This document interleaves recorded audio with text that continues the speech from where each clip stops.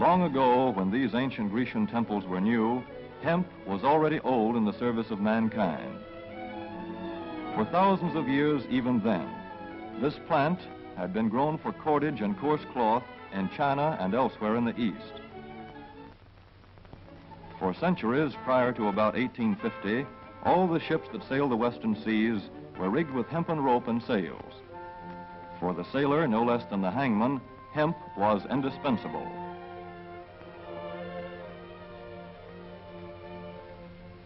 A 44-gun frigate, like our cherished old Ironsides, took over 60 tons of hemp for rigging. Including an anchor cable 25 inches in circumference.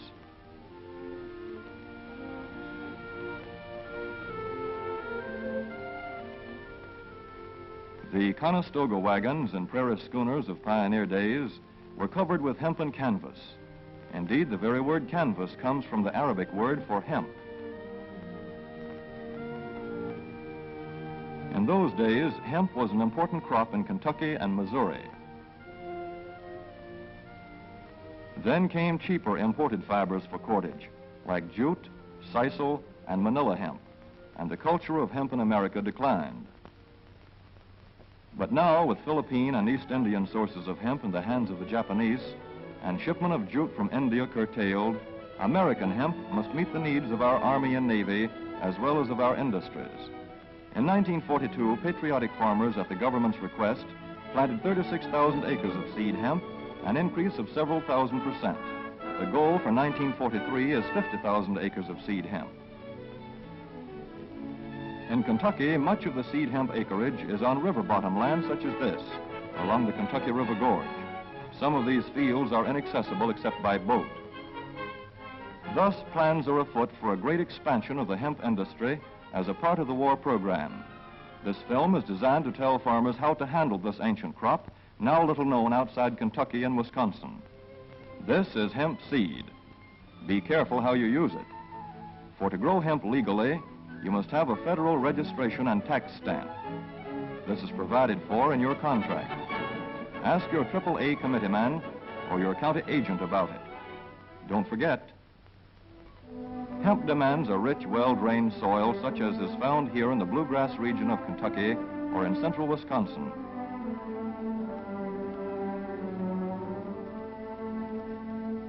It must be loose and rich in organic matter. Poor soils won't do.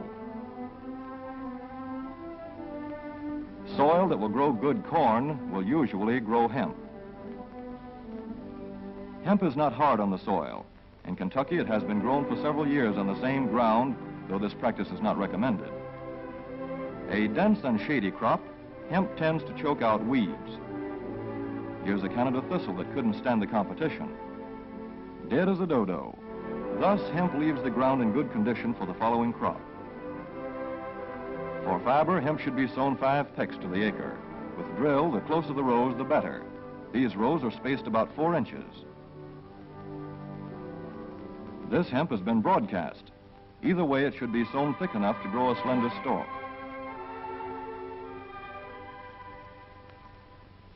Here's an ideal stand. The right height to be harvested easily, thick enough to grow slender stalks that are easy to cut and process.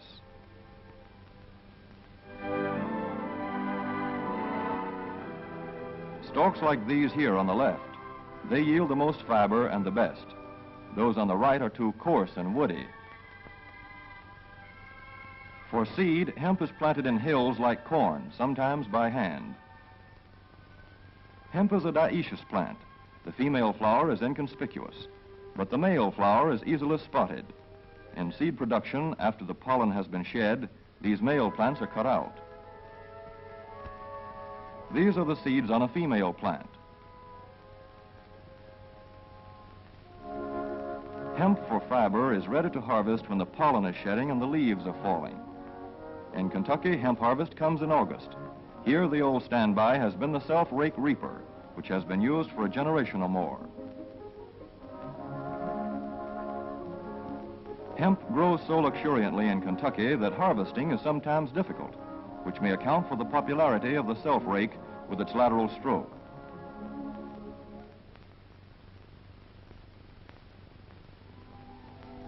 A modified rice binder has been used to some extent. This machine works well in average hemp.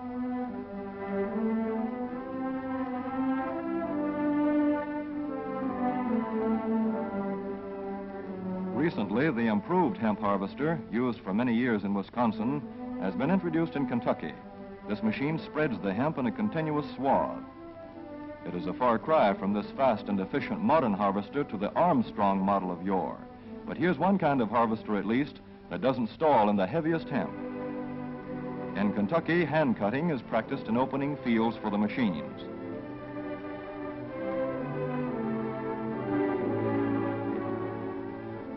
In Kentucky, hemp is shucked as soon as safe after cutting, to be spread out for retting later in the fall.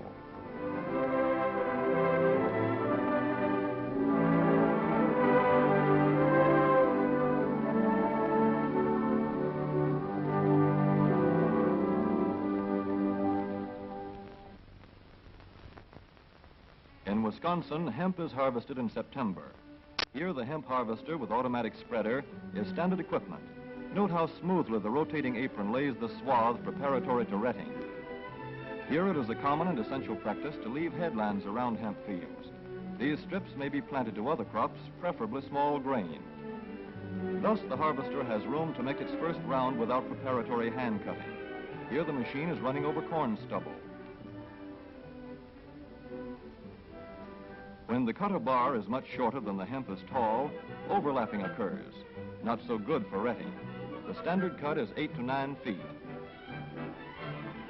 The length of time hemp is left on the ground to ret depends on the weather. The swaths must be turned to get a uniform ret.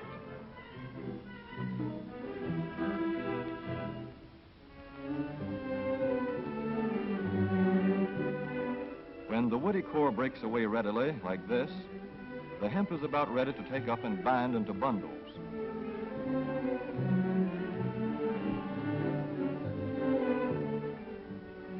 Well-retted hemp is light to dark gray. The fiber tends to pull away from the stalk. The presence of stalks in the bowstring stage indicates that retting is well underway.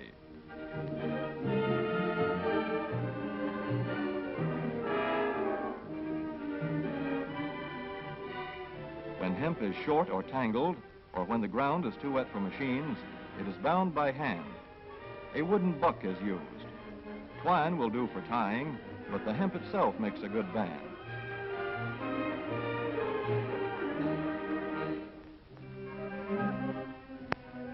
When conditions are favorable, the pickup binder is commonly used. The swath should lie smooth and even with stalks parallel. The picker won't work well in tangled hemp.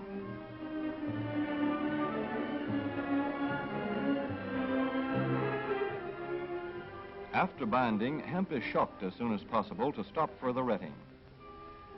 In 1942, 14,000 acres of fiber hemp were harvested in the United States.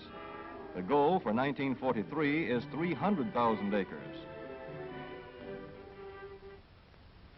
Thus, hemp, Cannabis sativa, the old standby cordage fiber, is staging a strong comeback. This is Kentucky hemp going into the dryer of a mill at Versailles.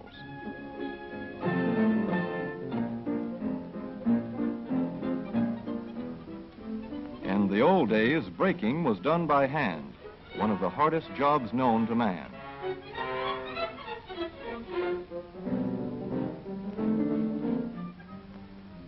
Now the power breaker makes quick work of it.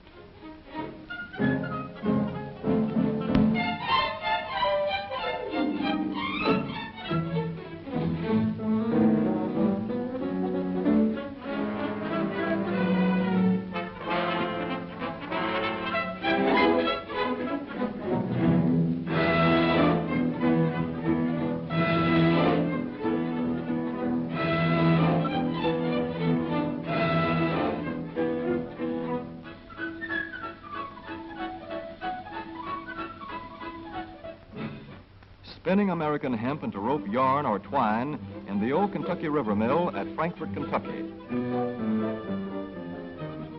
Another pioneer plant that has been making cordage for more than a century.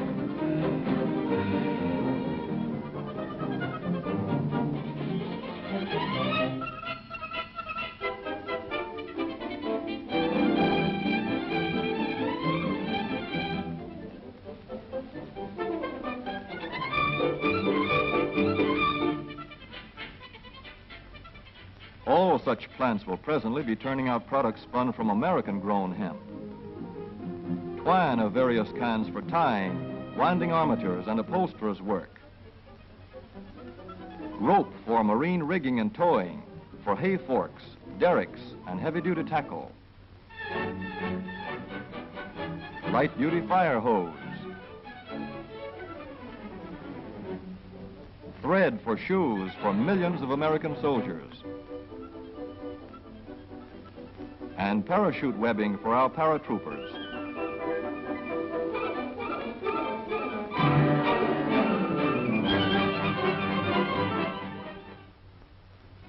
As for the United States Navy, every battleship requires 34,000 feet of rope, and other craft accordingly. So here in the Boston Navy Yard, where cables for frigates were made long ago, crews are now working night and day making cordage for the fleet. In the old days, rope yarn was spun by hand.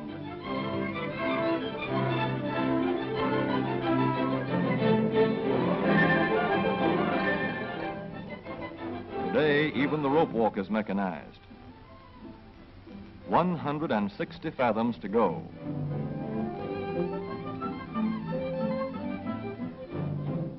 The rope yarn feeds through holes in an iron plate.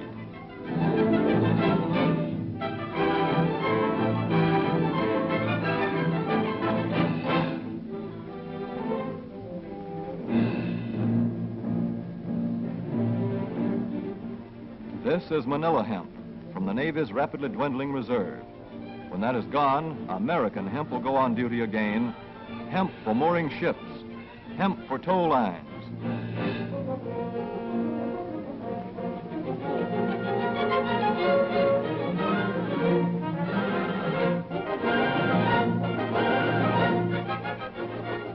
Hemp for tackle and gear.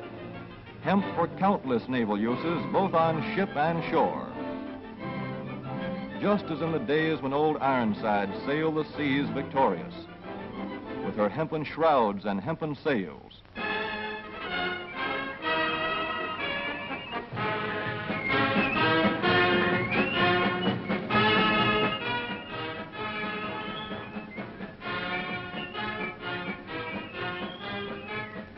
Hemp for victory.